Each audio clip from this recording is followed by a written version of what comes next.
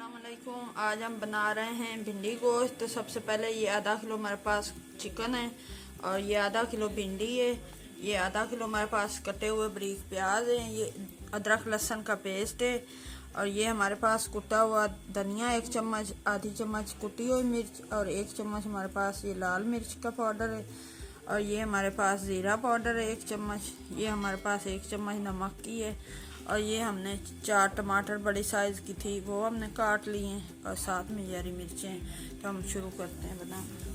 चमचे हमने ऑयल के डाल दिए हैं इसके अंदर पतीले के। तो अब हम इसके अंदर भिंडी फ्राई करते हैं।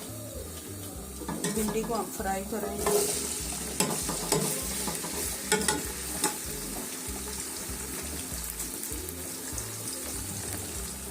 ये भिंडी जो है ये हमारी हल्की गोल्डन हो चुकी है, फ्राई कर ली हमने। ये बड़े बर्तन में ज़्यादा अच्छी फ्राई होती है, तो इस तरह से आप फ्राई किया करें।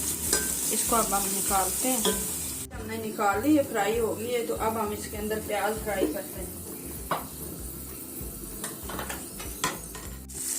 ये अब हम इसके अंदर इसी आज में हमने भिंडी निकाल ली है। तो अब हमने ये प्याज डाल दिए हैं, ये फ्राई कर लेते हैं। इसको हम गोल्डन कर लेते हैं। ये देखिए हमारे जो प्याज है ये भी गोल्डन हो चुके हैं, तो इसको भी हम निकालने लगे हैं। इस तरह से निकाल हमने गोल्डन करके प्याज भी साइड पे निकाल लिए हैं। ये थोड़े से हमने प्याज इसके अंदर रहने दिए हैं, तो इसके अंदर हम ये चिकन डाल रहे हैं। ये देखिए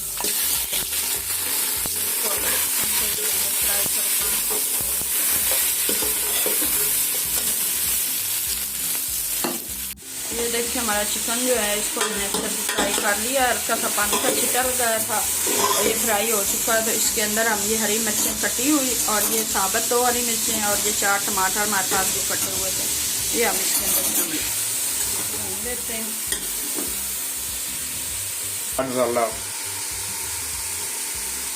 ये इसके अंदर अब हम अदरक लहसुन का जो पेस्ट था हमारे पास ये भी हमने शामिल कर दिया। इसको अच्छे से हम भून लेते हैं। कुटा हुआ धनिया ये भी हम इसमें शामिल कर रहे हैं और ये मिर्चें भी, ये भी लाल मिर्च कुटी हुई और कुटी हुई दोनों हमने इसके अंदर शामिल कर दिए। ये ज़ीरा पाउडर हम बाद में डालेंगे। इसको हम अच्छे से भून लेते हैं।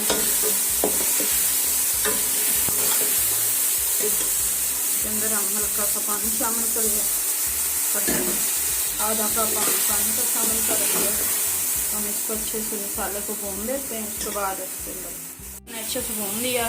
तो अब हम इसके अंदर ये भिंडी जो हमने फ्राई करके रखी थी वो शामिल कर दी हमने और साथ में ये प्याज भी हमने फ्राई करके रखे थे गोल्डन, तो ये भी हम इसके अंदर डाल दें। इसको हम अच्छे से मिक्स कर लेते हैं।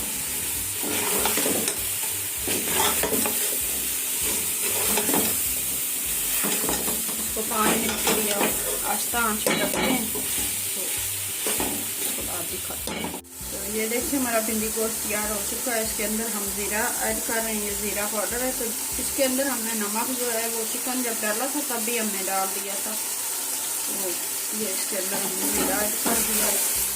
इसको हम 2 से 3 मिनट दम पे रखते हैं और ये हमारा सालन जो है भिंडी गोश्त ये तैयार हो चुका है।